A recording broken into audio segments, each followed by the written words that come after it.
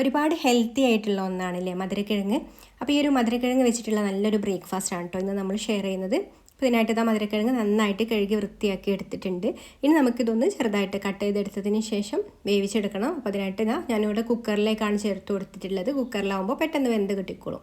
പിന്നെ ഇതിലേക്ക് ആവശ്യത്തിന് വെള്ളം ഒഴിച്ചു കൊടുത്തിട്ട് കുക്കർ അടച്ച് വെച്ചിട്ട് ഇത് നന്നായിട്ടൊന്ന് വേവിച്ചെടുക്കാം. ഒരു 2 വിസിൽ മതി കേട്ടോ കുക്കറിലാവുമ്പോൾ വേവാൻ വേണ്ടിയിട്ട്.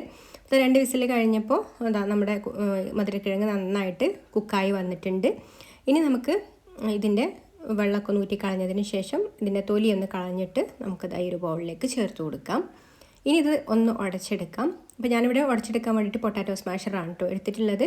ഇതിനേക്കാളും കൂടുതൽ നല്ലത് നമ്മുടെ മിക്സിയുടെ ജാറിൽ ചേർത്ത് കൊടുത്തിട്ട് ഒന്ന് അടിച്ചെടുക്കുന്നതാണ്. ഒന്ന് നന്നായിട്ട് ചൂടാറി വന്നതിന് ശേഷം മിക്സിയുടെ ജാറിലേക്ക് കുറേശ്ശെ ചേർത്ത് കൊടുത്തിട്ട് നന്നായിട്ടൊന്ന് അരച്ചെടുത്താൽ മതി. അതാണ് കൂടുതൽ നല്ലത്. ഇതിൽ ഇങ്ങനെ ആകുമ്പോൾ ചെറുതായിട്ട് കട്ടകളൊക്കെ ഉണ്ടാവും. അപ്പോൾ കട്ടകൾ ഉണ്ടായാൽ ബുദ്ധിമുട്ടാണ്. ഒട്ടും തന്നെ തരികളൊന്നും തന്നെ പാടില്ല. അപ്പോൾ നിങ്ങൾ ചെയ്യുമ്പോൾ മിക്സിയുടെ ജാറിൽ തന്നെ അരച്ചെടുത്താൽ മതി കേട്ടോ.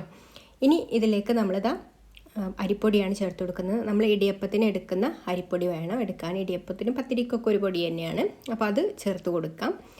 പിന്നെ പാകത്തിനുള്ള ഉപ്പും ചേർത്ത് കൊടുക്കാം. അപ്പോൾ നമ്മൾ അരിപ്പൊടി എടുക്കുന്നത് ഞാനിവിടെ 1/4 കപ്പാണ് കേട്ടോ എടുത്തിട്ടുള്ളത്. അപ്പോൾ നമ്മൾ 1/2 കപ്പ് ഈ ഒരു പൊട്ടാറ്റോ സ്മാഷ് ചെയ്തതിലേക്ക് അല്ലെങ്കിൽ പൊട്ടാറ്റോ അരച്ചെടുത്തതിലേക്ക് ഒരു 1/4 കപ്പ് വരെ അരിപ്പൊടി ചേർത്ത് കൊടുക്കാം.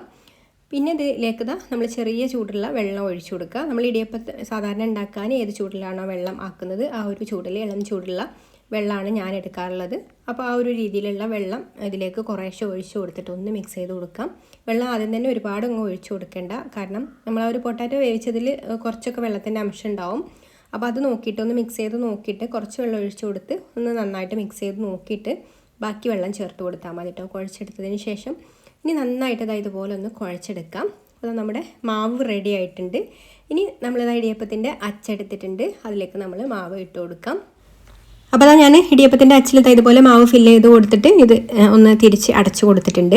ഇനി നമ്മൾ സാധാരണ ഇടിയപ്പം റെഡിയാക്കി എടുക്കുന്നത് പോലെ തന്നെ റെഡിയാക്കി എടുക്കാം. അപ്പോൾ ഞാനിവിടെ ഇഡലി തട്ടാണ് കേട്ടോ എടുത്തിട്ടുള്ളത്. അപ്പോൾ അതിൽ ഇതുപോലെ കുറച്ച് തേങ്ങ ഒന്ന് ഇട്ട് കൊടുക്കുന്നുണ്ട്.